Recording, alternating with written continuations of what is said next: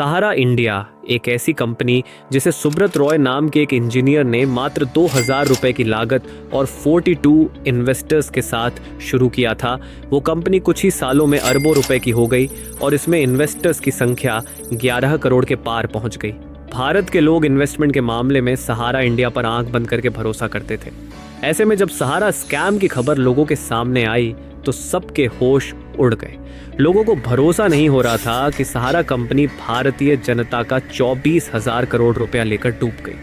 अब दोस्तों, इस कंडीशन में आपके लिए ये जानना काफी इंटरेस्टिंग होगा कि आखिर कैसे सुब्रत रॉय ने 2000 रुपए की लागत से शुरू की गई सहारा कंपनी को अरबों की कंपनी में बदल दिया और फिर उनसे ऐसी कौन सी गलती हो गई जिससे सहारा कंपनी लोगों के बीच स्कैम बनकर रह गई। जानेंगे सब कुछ इस वीडियो में, इसलिए वीडियो में अंत तक बने रहें।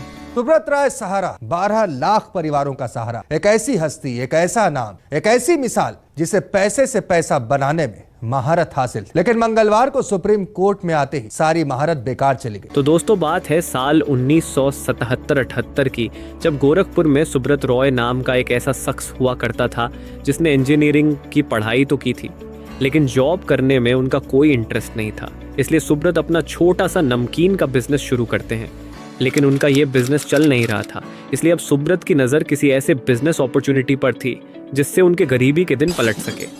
अब इसी बीच सुब्रत ये नोटिस करते हैं कि छोटे दुकानदार और मजदूरों से अपनी रोजाना की कमाई का पूरा पैसा खर्च हो जाता है और वे एक भी रुपया सेव नहीं कर पाते हैं।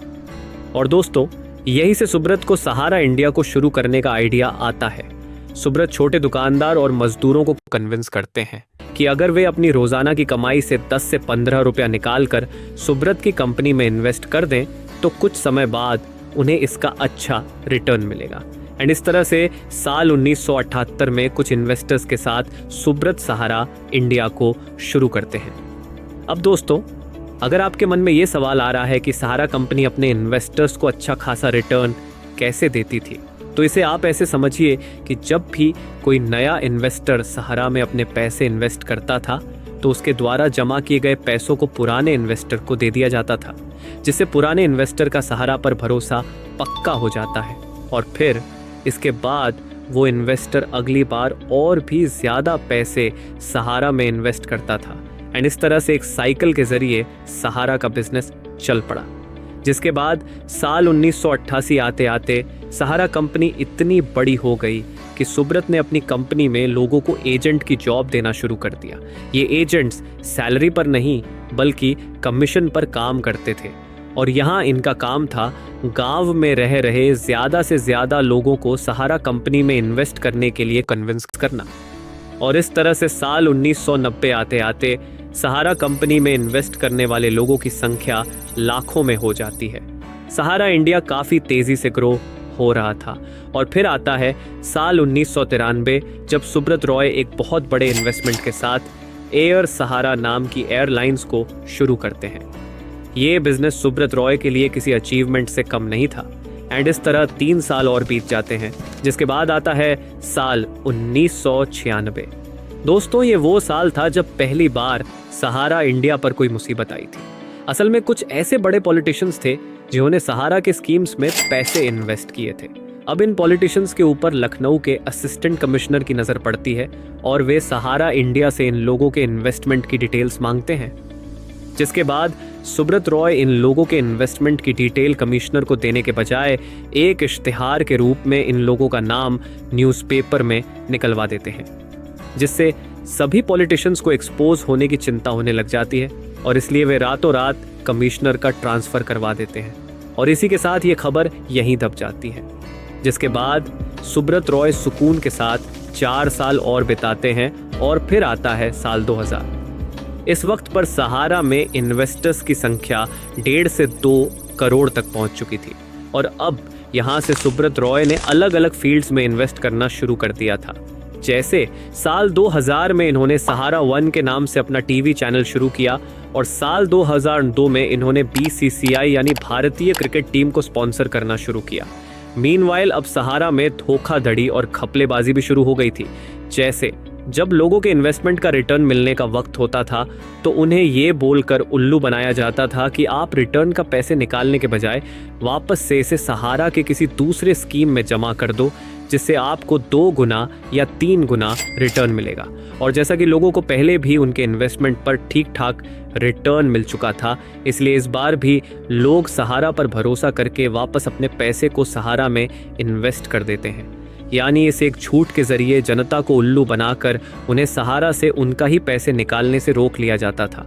और इस तरह से साल 2003 में सहारा की नेटवर्थ 32,000 करोड़ तक पहुंच जाती है, जिसके अगले साल यानी साल 2004 में सुब्रत 552 करोड़ रुपए खर्च करके अपने दोनों बेटों की शादी करते हैं, जिसके बाद ये शादी भारत के इतिहास की सबसे बड़ी शादी बन जाती है। दोस्तों, इस वक्त पर सुब्रत रॉय की मीडिया पर ऐसी पकड़ बन चुकी थी कि कोई भी मीडिया चैनल इनके खिलाफ एक न्यूज़ नहीं चलाते थे। सुब्रत रॉय से जुड़े हर एक नेगेटिव न्यूज़ को दबा दिया जाता था। लेकिन फिर आता है साल 2005। इस साल सहारा कंपनी ये नियम लाती है कि अब लोगों को अपना पैसा खुद ही सहारा ऑफिस में जाकर जमा करना होगा, और अगर वे ऐसा करने से कई बार चूक जाते हैं तो फिर उनका पिछला जमा किया हुआ सारा पैसा जब्त कर लिया जाएगा, जिसके बाद लोग सहारा में इन्वेस्ट करना कम कर देते हैं। और इस तरह धीरे धीरे करके सहारा में इन्वेस्टर्स की संख्या कम होने लगती है। लेकिन फिर इसके साथ ही सुब्रत रॉय रियल एस्टेट में 64,000 करोड़ का इन्वेस्टमेंट करते हैं। यानी कमाई कम होने के बाद भी सुब्रत की इन्वेस्टमेंट रुक नहीं रही थी। खैर, साल 2006 आते आते सहारा में इन्वेस्ट करने वाले लोगों का नंबर काफ़ी कम होने लगता है। इसलिए अब सुब्रत अपनी कंपनी का IPO लाने का फैसला करते हैं, ताकि बड़े बड़े लोग इनकी कंपनी के शेयर्स खरीदें और इससे इनकी कंपनी में इन्वेस्टमेंट बढ़ जाए। लेकिन IPO लाने के लिए सुब्रत को अपनी कंपनी की सारी डिटेल्स सेबी को देनी पड़ती है। अब इन डिटेल्स की डीपली जांच करने पर सेबी को पता लगता है कि सहारा ने लगभग 3 करोड़ इन्वेस्टर्स का 24,000 करोड़ रुपया उन्हें वापस नहीं लौटाया है। जिसके बाद साल 2010 में ये मामला सुप्रीम कोर्ट में पहुंचता है, जहां सुब्रत रॉय अपने बेतुके तर्क देते हैं और इस तरह से केस चलते चलते 2 साल और बीत जाते हैं, जहां साल 2012 में सुप्रीम कोर्ट से ये फैसला आता है कि सुब्रत रॉय को भारत के 3 करोड़ लोगों को उनका 24,000 करोड़ रुपया लौटाना होगा। जिसके बाद कुछ ही महीनों के अंदर सुब्रत ये स्टेटमेंट देते हैं कि उन्होंने 20,000 करोड़ रुपए लोगों को कैश में वापस लौटा दिए हैं, जिसका सेबी ने सबूत मांगा। इसलिए अब सेबी को सबक सिखाने के मकसद से सुब्रत 127 ट्रकों में लगभग 3 करोड़ लोगों के एप्लीकेशन फॉर्म्स भरकर उन्हें सेबी के ऑफिस पहुंचवा देते हैं। यहाँ सुब्रत रॉय को लगा था कि जब तक सेबी इन 3 करोड़ फॉर्म्स को वेरीफाई करेगी तब तक कई साल बीत चुके होंगे। लेकिन सेबी ने भी हार नहीं मानी और इन्होंने 20,000 इन्वेस्टर्स के फॉर्म से उनका एड्रेस निकालकर उन्हें लेटर भेज दिया। लेकिन यहाँ हैरानी की बात यह थी कि इनमें से सिर्फ 68 लोगों ने सेबी का लेटर पाने पर रिप्लाई दिया। वहीं से 8,000 लोगों के फॉर्म ऐसे थे जो कि फर्जी थे, जिससे ये बात साफ हो गई कि 3 करोड़ लोगों में से ज्यादातर लोगों के फॉर्म नकली हैं। यानी ऐसे बहुत सारे लोग थे जो असल जिंदगी में थे ही नहीं। ऐसे में सबसे बड़ा सवाल ये सामने आया कि जब असल में इन्वेस्टर्स की संख्या काफी कम है तो फिर सहारा के पास हजारों करोड़ कहां से आए। अब दोस्तों, सुब्रत रॉय अभी तक सुप्रीम कोर्ट की किसी भी पेशी में खुद नहीं गए थे, इसलिए सुप्रीम कोर्ट की अवहेलना के कारण और 24,000 करोड़ के स्कैम के वजह से सुप्रीम कोर्ट इन्हें अरेस्ट करने का ऑर्डर देती है, जिसके बाद 28 फरवरी 2014 को सुब्रत रॉय को अरेस्ट करके उन्हें तिहाड़ जेल में डाल दिया जाता है। हालांकि दोस्तों, जब सुब्रत रॉय अरेस्ट हुए यानी साल 2014 में भी सहारा की नेटवर्थ लगभग 68,000 करोड़ थी और उस टाइम पर सहारा में लगभग 10 लाख एम्प्लॉइज काम कर रहे थे। वहीं बात अगर सुब्रत रॉय की करें तो 6 मई 2016 को उनकी मां की डेथ हो जाती है, जिनके अंतिम संस्कार और क्रियाकर्म के लिए सुब्रत रॉय को पैरोल पर रिहा कर दिया जाता है।